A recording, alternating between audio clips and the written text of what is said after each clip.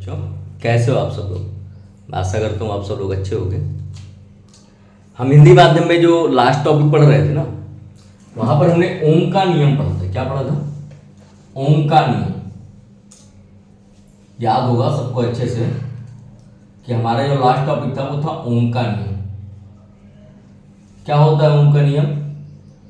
इस नियम के अनुसार किसी चालक के सिरों का विभवांतर उसमें प्रवाहित धारा के अनुक्रमानुपाती होता है। यानी कि V अनुक्रमानुपाती I, तो V इक्वल क्या निकला? I into R। ये चीजें समझ में आई कि ये था हमारा विभव,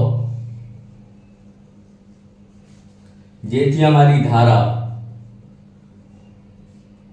और ये था हमारा प्रतिरोध। अब एक सर्किट है मेरे पास कुछ ऐसा,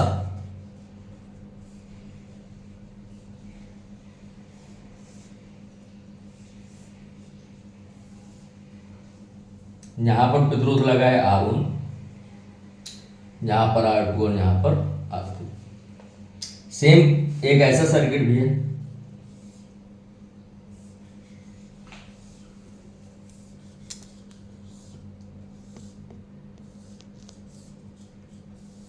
यहां पर प्रतिरोध R1 है, R2 है, R3। मैंने दो सर्किट बनाए हैं अलग अलग। इन सर्किट्स में मैंने क्या किया है? प्रतिरोध को जोड़ा है। तो ये जो पहला है जहां पर एक के पीछे एक प्रतिरोध लगे हुए हैं, इसको कहते हैं श्रेणी क्रम। क्या कहेंगे इसको हम? श्रेणी क्रम। यहां पर एक के ऊपर एक है, इसको कहते हैं समांतर क्रम।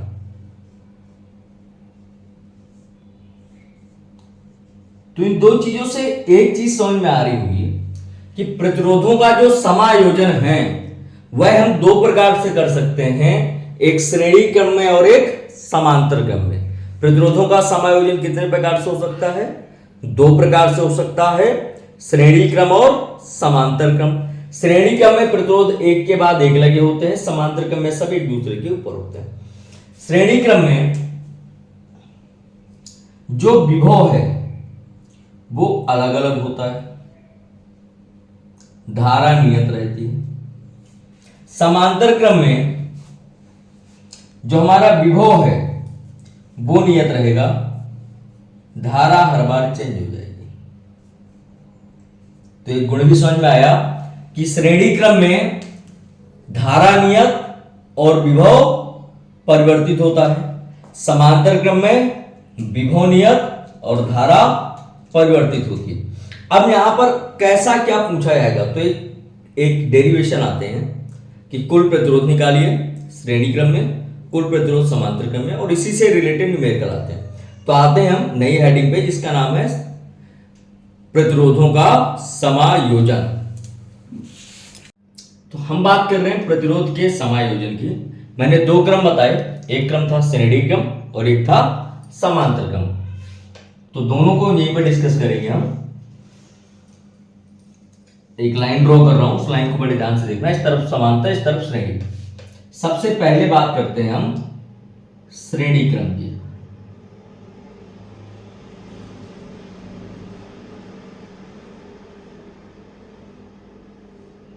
श्रेणी क्रम मैंने एक बिंदु बताया था कि धारा क्या होती है? एक समान होती है। विद्युत धारा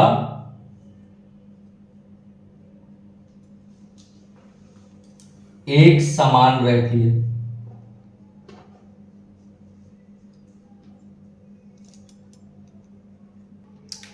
तो बेटा क्या था? श्रेणी क्रम में विद्युत धारा एक समान होती है, विभव विभाजित हो जाता है। मैंने यहां पर एक डायग्राम बनाया है जहां पर ये के क्या है? हमारी की है, प्लस माइनस बैटरी को शो कर रहे हैं। यहां से आई धारा जा रही है, प्रतिरोध R1, R2 और R3 लगे हैं जिनका विभव क्रमशः V1, V2 और V3। अगर मुझे इस पूरे डायग्राम बिंदु A से B के बीच, बिंदु A व B के बीच कुल विभव निकालना हो,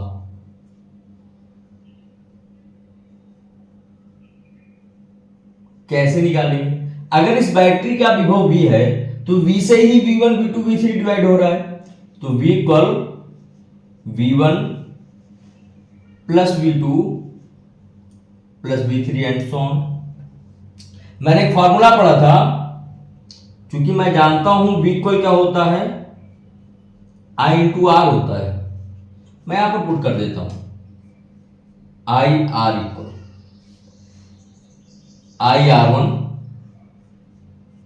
plus IR2 plus IR3 and so on. सब में I कॉमन है, बाहर निकाल लो, तो R इक्वल क्या हो जाएगा, R1 plus R2 plus R3 and so on. ये हमारा श्रेणी क्रम का प्रतिरोध हुआ R equal R1 plus R2 plus R3। Clear है यहां तक? अब आते हैं अगले क्रम में, जिसका नाम है समांतर क्रम। क्या नाम है अगले क्रम का? समांतर क्रम नाम।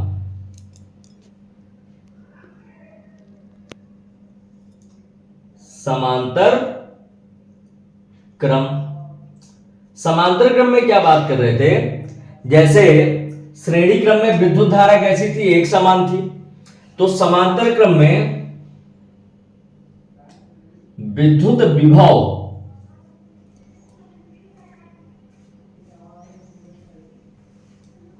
समान होता है। दोनों चीजें ही याद रखना, समांतर क्रम में क्या समान होता है, विद्युत विभव समान होता है, और श्रेणी क्रम में विद्युत धारा समान होती है। दूसरे बिंदु में आते हैं, यहां पर विद्युत विभव विभाजित हो रहा था, यहां पर विद्युत धारा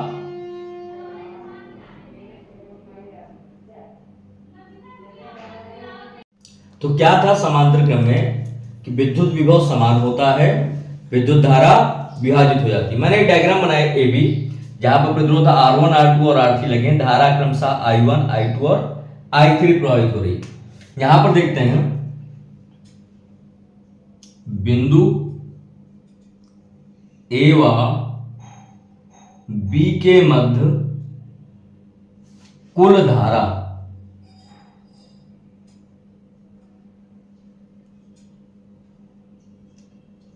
कैसे निकालोगे आप? I equal I1 plus I2 plus I3 and so on.